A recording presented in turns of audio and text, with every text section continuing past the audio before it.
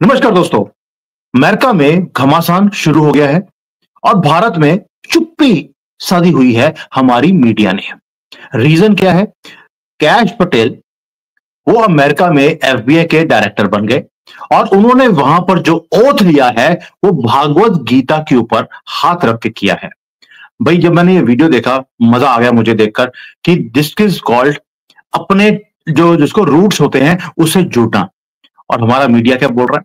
हमारा मीडिया एक ही काम कर रहा है कि जो कुछ अमेरिका में बोला जा रहा है कि भी वो इंटरफेरेंस कर रहे हैं। इतनी ऑर्गेनाइजेशंस जो खड़ी करी हुई है यूएसएआईडी ने, आप एक को पकड़ेंगे आप देखिए कितनी ज्यादा ऑर्गेनाइजेशंस हैं, कितने लोग हैं जो हमारे यहां पर इंटरफेरेंस कर रहे हैं और राहुल गांधी को सपोर्ट कर रहे हैं कि वो प्रधानमंत्री बन जाए। उनको अभी ये नहीं पता ये अमेरिका नहीं है, भारत है, सनातनियों का कंट्री है। हमें पप्पू नहीं चाहिए, हम पप्पू को नहीं आने देंगे। बट आप सारा सिस्टम देखिए कितना है। और हमारा मीडिया क्या बोल रहा है? हमारा मीडिया बोल रहा है कि ये सारी न्यूज है कि वहां से पैसे आते हैं, इन मीडिया वालों के मुंह में डाले जाते हैं कि मोदी जी के खिलाफ लिखो, भारत के खिलाफ लिखो, सनातनियों के खिलाफ लिखो, पप्पू की बड़ाइयां करो। ये बोलते हैं फेक न्यूज है। ये हमारा toilet of India, Indian express, ये जितने बड़े बड़े ब्रांडों के अखबार हैं वो अब ये बोल रहे हैं फेक न्यूज है, जबकि डोनाल्ड ट्रंप खुद बोल रहे हैं कि yes we have sent money to India to influence elections. ये लोग कितने गिरे हुए लोग हैं ये आपके सामने है। और हमारे लोग जो भारत से बाहर रहते हैं अब उनको देखिए, वहां भी व्हाइट हाउस में भागवत गीता पहुंचा दी। आप समझ सकते हैं कि इसकी इंप्लीकेशंस क्या है। अब इसके साथ साथ और बहुत न्यूज है, आज 7-8 न्यूज हैं जो हम कवर करेंगे। सारी हैरान करने वाली, परेशान करने वाली, किसको? लिब्रांडुओं को। और आज इनकी अच्छी तरह से बैंड बजानी है। उमेश जी जय सिया राम। जय सिया राम। सर वैसे तो जैसे ही हम जय सिया राम बोलते हैं इनकी बैंड बजनी शुरू हो जाती है। अब तो सर हम तो जय सिया राम पे बैठे थे, भागवत गीता व्हाइट हाउस में पहुंचा दी। देखिए अच्छी बात है ना कि वहां पे काश पटेल है, तुलसी गबाड़ है, वो लोग दे आर प्रैक्टिसिंग हिंदू और उन्हें कोई शर्म नहीं है, वो ओपनली बोलते हैं। और एक तरह से अमेरिकन मेन स्ट्रीम मीडिया में ये बात उठने लग गई है। और आपने देखा जिस हिसाब से विवेक रामास्वामी को हटाया गया था इलॉन मस्क ने, उसका भी जिक्र हुआ। तो कहीं ना कहीं ट्रम्प एडमिनिस्ट्रेशन कोई बैड ऑप्टिक्स चाहता नहीं है इस, और उन्हें मालूम है कि काश पटेल को उन्होंने मेरिट पे लिया है। He has not come by any recommendation और अदर थिंग्स। और इस इम्पोर्टेंट पोजीशन पे आना है अगर कोई if a person of a brown origin, तो इट्स रियली डिफिकल्ट। और सर एक उन्होंने सेकंड, मैं आपको वो क्लिप दिखाता हूं जहां पर उन्होंने भागवत गीता के ऊपर हाथ रखा है। रुकिए। Please place your hand on the Gita and raise your right hand. I do solemnly swear I, Kashyap Pramod Patel, do solemnly swear that I will support and defend the सर भागवत गीता व्हाइट हाउस में, Oval Office में पहुंच गई है। Sir मेरे हिसाब से तो नेक्स्ट टाइम मोदी जी को अगर यूएस जाए तो भागवत गीता लेके जाए और वहां पे ट्रम्प को गिफ्ट करे। और उनको एक तरह से वहां पे हो सके तो इंडिया के, अगर आप जानते हो तो आपको बैठा दे उधर व्हाइट हाउस में। और मोदी आप ट्रम्प को समझाते रहे भगवत गीता में क्या होता है, क्योंकि ट्रम्प की जितनी प्रॉब्लम्स है वो भगवत गीता से खत्म हो जाएगी। मुझे लगता है सर ये बड़ा इजी है। भागवत गीता मैंने चाइना में यहाँ पर इंट्रोड्यूस कर दी है। एंड आपको हैरानी होगी, मैंने एक वीडियो डाला भी था इसके ऊपर कि जो इस्कॉन वाले हैं वो चाइना पहुंच गए हैं और वो इनकॉग्निटो यानी कि छुप कर यहाँ पर वो भजन कीर्तन भी करते हैं और चाइनीज को यहाँ पर सिखा भी रहे हैं। मेरा तो मानना ये है कि एक दिन ऐसा आएगा कि भागवत गीता के ऊपर हाथ रखकर डोनाल्ड ट्रंप भी शपथ लेते हुए दिखाई देगी आपको वहां पर, क्योंकि जितना इन्फ्लुएंस भारतीयों का व्हाइट हाउस में है वो देखने बनता है। तुलसी गबाड़ा और सारी इंटेलिजेंस यानी कि जो इंटेलिजेंस की एजेंसीज हैं वो सभी की सभी हमारे हाथों में आ गई हैं। इवन की जो डॉजे है, जो इलॉन मस्क जिसको हेड कर रहा है, उसके अंदर भी मेजॉरिटी जो हाई आईक्यू लोग हैं वो सारे के सारे भारतीय हैं। तो यानी कि एक चीज तो अमेरिका को पता लग गया कि अगर आपको हाई क्यू चाहिए तो भारतीय हैं और अगर आपको डंकी क्यू चाहिए तो पाकिस्तानी है।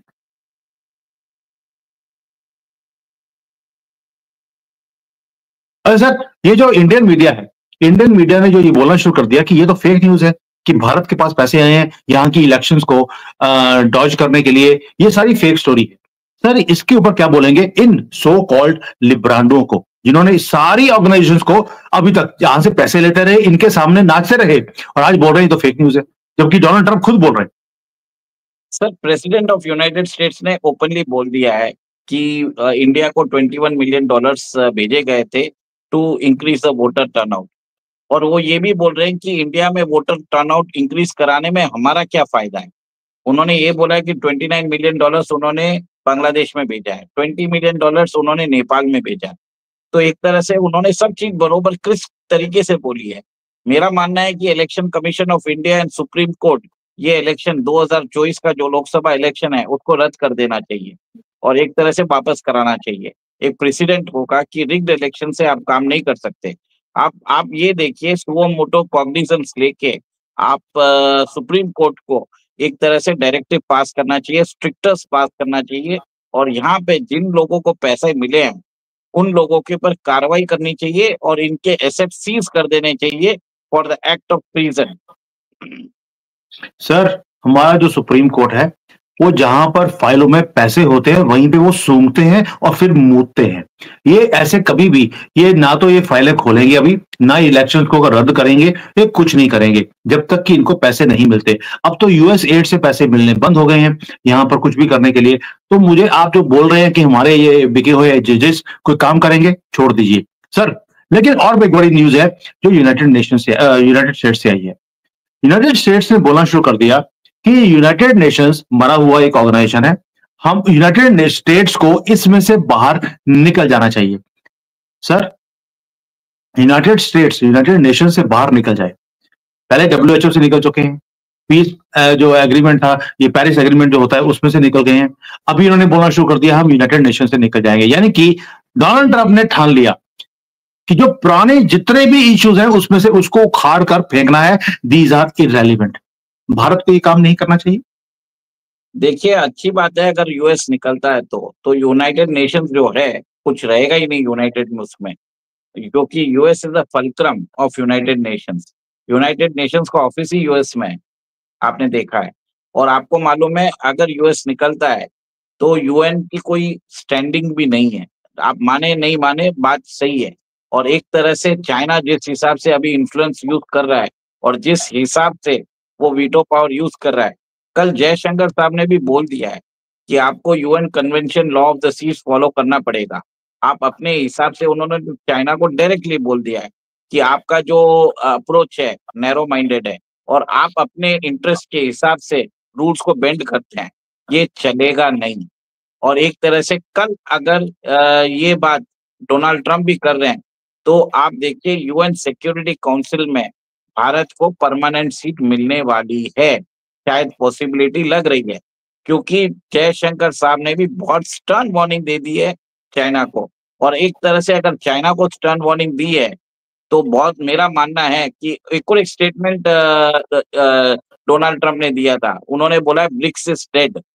तो इसका मतलब आप सोच लीजिए कि डोनाल्ड ट्रंप ने डायरेक्टली बोल दिया है ब्रिक्स डेड हो गया, मैं डब्ल्यूएचओ से निकल चुका हूं, मैं यूएन से भी निकल जाऊंगा अगर तुमने मेरी बात नहीं मानी तो। और अगर यूएन से निकल गया यूएस तो सोचिए यूनाइटेड नेशन कोई काम ही नहीं करेगा, चाइना उसको रख के करेगा क्या। और ब्रिक्स के अंदर अगर मेंबर्स ज्वाइन भी हो रहे हैं तो सुनता कौन है ब्रिक्स में? इंडिया तो डायरेक्टली चाइना को अभी वार्निंग दे रहा है, कल उसने पाकिस्तान को भी वार्निंग दे दी है। तो सब अब एक तरह से दूसरा गेम खेल रहा है इंडिया अभी ऑटोमेटिकली। आपने देखा है कि ब्रह्मोस मिसाइल है वो फिलीपाइंस को दे रहा है, वियतनाम को दे रहा है, इंडोनेशिया को दे रहा है। तो इसके हिसाब से चाइना को भी एनसर्कल करने की कोशिश कर रहा है। चाइना तो डरा हुआ है सर, चाइना के अंदर प्रॉब्लम चल रहे हैं और आपको मालूम नहीं। अभी तो आप बताइए कि टैरिफ से क्या हुआ, 10% टैरिफ से मैंने सुना 2-3 कंपनियों ने तो अपना शटर डाउन कर दिया। 150% टैरिफ लगाएंगे तो शटर डाउन नहीं किया है, वो जो आप न्यूज है वो फेक है। अब मैं आपको रियल न्यूज देता हूं। चाइना के अंदर जो कंपनीज हैं वो खुद कोर्ट में जा रही हैं, खुद वो कह रही हैं कि माई बाप हमारी कंपनी को आप लिक्विडेट कर दीजिए, बेच दीजिए, ताकि जो हमारी प्रॉब्लम है उससे हमें छुटकारा मिल जाएगा। यानी कि हमारी कंपनी जो है वो अब प्रॉब्लम बन चुकी है। Now I want to tell you one thing, मैंने कभी भी जब कोई नेगेटिव एटमॉस्फेयर होता है उसको वैसे नहीं देखा, उसको अपॉर्चुनिटी की तरह देखता हूं। मैंने भारतीयों के लिए काम किया है जो मैं आज डिक्लेयर कर रहा हूं। मैंने यहां पर एक टाई अप किया है $140 बिलियन कंपनी के साथ और एक ऑनलाइन प्लेटफॉर्म खड़ा किया है भारत के लिए। इसमें जो भी भारतीय जो जिनकी अपनी कंपनी है फार्मा की, क्योंकि चाइना के अंदर अब फार्मास्यूटिकल प्रोडक्ट्स को बाहर से इंपोर्ट नहीं कर सकते हैं। अगर आपके पास फार्मा प्रोडक्ट्स बनाते हैं जो ओटीसी हैं, ओवर द काउंटर जो बेच सकते हैं, और स्पेशलाइज्ड प्रोडक्ट्स हैं जैसे इम्यून सिस्टम को इंक्रीज करने के लिए कोई प्रोडक्ट है, या आपके पास स्मोकिंग को खत्म करने के लिए कोई प्रोडक्ट है, बल्कि ऐसे जो चीजें जो आप बेच सकते हैं, I can sell your products, क्योंकि हमने चाइनीज गवर्नमेंट से परमिशन ले लिया है जहां पर ये ओटीसी चुने हुए प्रोडक्ट्स को हम चाइना में बेच सकते हैं। ऑनलाइन प्लेटफॉर्म हमने खड़ा कर दिया। कोई भी भारतीय प्लीज मत सोचना कि चाइना डूब रहा है, डूबने दीजिए। ये डूब रहे हैं, इनको तिनके का सहारा हम देंगे ताकि हम अपने प्रोडक्ट्स को यहां बेच सके। यहां पर स्ट्रेस का प्रॉब्लम बहुत ज्यादा इंक्रीज हो गया है, लोग खुदकुशी करना चाहते हैं, लोगों के अंदर लिटरली उनका दिमाग नहीं चल रहा। हम इनका दिमाग चलाने की जरूरत नहीं है, अपना प्रोडक्ट बेचना शुरू कर दीजिए। इसलिए मैंने ये ऑनलाइन प्लेटफॉर्म खड़ा कर दिया भारत के लिए। और आपको जानकर हैरानी होगी, मैंने ये प्रोडक्ट अभी लॉन्च किया है, ये प्लेटफॉर्म यहाँ पर मार्केटिंग हम लोग करेंगे यहाँ पर भारतीय प्रोडक्ट्स की। मैं हमेशा बोलता हूं प्लीज यहां पर आकर प्रोडक्ट्स को खरीदकर भारत में मत लेके जाइए। आपको यह सोचना है कि आप भारत के प्रोडक्ट्स को यहां पर कैसे बेच सकते हैं। और भाई आपका आदमी बैठा है यहां पर, आपके लिए बैठा है, आपके प्रोडक्ट्स को भिजवाने के लिए जो भी करना पड़ेगा मैं करूंगा। So this is some information which I wanted to give you. China डूब रहा है, भाड़ में जाए, हमें क्या फर्क पड़ता है, लेकिन हम इनकी डूबते हुए में हम अपना कैसे फायदा उठा सकते हैं, इसके लिए मैंने ये काम कर दिया आपके लिए। सर, यूनाइटेड नेशन से बाहर निकल रहा है अमेरिका, एंकड़ी निकाल रहा है, सभी जो इंटरफेरेंस थी दुनिया भर में ये कर रहे थे रेजिम चेंज करने की, उसको रुकवा रहा है। सर एक चीज है मुझे जो डोनाल्ड ट्रंप की अच्छी लगती है, पहला उसने अब वो बोलता नहीं है, डिक्टेट करता है। उसने बोल दिया Zelensky will sign the minerals deal, और ये बहुत जल्दी काम हो जाएगा। साथ में इराक को बोल दिया, ओ भैया जो तुम तेल नहीं बेच रहे हो, तेल निकालना शुरू करो, ताकि जो नहीं तो मैं तुम्हारे ऊपर भी सैंक्शन लगा दूंगा जिस तरह से मैंने ईरान के ऊपर लगाए हैं। सर जिस तरह से वो डिक्टेट करता है और जैसे वो अपनी डिप्लोमेसी को चलाता है, और साथ में बोल दिया पुतिन यूक्रेन को पूरा हड़पना चाहे वो हड़प सकता है, यानी कि एक ऐसा खेमे में आग लगाई है। ये बोल दिया ज़ेलेंस्की के पास कोई ट्रम्प कार्ड है ही नहीं नेगोशिएशन का, एक एंकड़ी दिखा क्यों रहा है। सर ये डिप्लोमेसी इतनी शार्प, इतनी क्रिस्प मोदी जी कर सकते हैं या करनी नहीं चाहिए? देखिए sir, you can do only from the position of strength. तो मोदी जी अभी स्ट्रेंथ बढ़ा रहे हैं, टाइम लगेगा, अभी नहीं कर पा रहा है भारत। अपने यहाँ पे गद्दार बैठे हैं। आपने खुद ही बताया कि राहुल गांधी जैसे लोग हैं जिनका सीसीपी के साथ टाई अप है, और आप अभी देखिए, अभी टाइम नहीं है मोदी जी को डायरेक्टली कुछ करने का। इनडायरेक्टली जो हो रहा है होने दीजिए। सर एक चीज और मुझे बड़ी स्टार्टलिंग आई, उसमें पता लगा कि जो ज़ेलेंस्की जिसको सारा ये हमारा इंडियन मीडिया सपोर्ट करता है, उसने बोल दिया है कि Ukraine wants profits from the war and from rare earth elements. आपको लगता है कि ये आदमी फिट है प्रेसिडेंट बनने के लिए? ये तो वही हाल है जैसे राहुल गांधी और इसकी जो पोल डांसर मां थी, जैसे इन्होंने पूरे देश को बेच दिया जब ये 10 साल के लिए गवर्नमेंट में थे। उससे पहले भी इनकी दादी ने, मामा ने, ताता ने, सबने लुटाई है। तो सर ये ऐसे जोकर जो हैं, ये अब दोबारा से क्या प्रेसिडेंट बनेगा, प्रेसिडेंट बनने के लायक है? और क्या भारत के लोगों को समझ आएगी? अभी भी जाकर वो कांग्रेस को वोट करते हैं जबकि उन्हें मालूम है कि ये जो हमारा पप्पू है ये ज़ेलेंस्की से कम नहीं है। सर कांग्रेस के पास 20% कैप्टिव वोट बैंक है, और उसके अंदर उनके आधा वोट बैंक मुस्लिम्स का है, आधा 10% हिंदूज का है। तो आप मुझे तो मालूम है हिंदू जो मुस्लिम्स है वो बीजेपी को वोट नहीं करेंगे, पर मुझे वो 10% हिंदूज है जो हमेशा कांग्रेस को वोट करते हैं, मुझे उनके ऊपर आपत्ति है। वो हिंदू है भी क्या, मुझे वो डाउट है, क्योंकि ये जो हिंदू है पॉसिबल है कि ये फ्यूचर कन्वर्टेड लोग हो सकते हैं, क्योंकि कांग्रेस का एक ही एजेंडा है, सेक्युलरिज्म, अपीसमेंट, और वही करना चाहता है। वो खुद मुसलमानों का डेवलपमेंट नहीं करना चाहता, और आज देखिए मुसलमानों के अंदर कुछ ना कुछ मेरे हिसाब से एक जन चेतना आ रही है, शायद डिफरेंस आ सकता है। Let us B positive.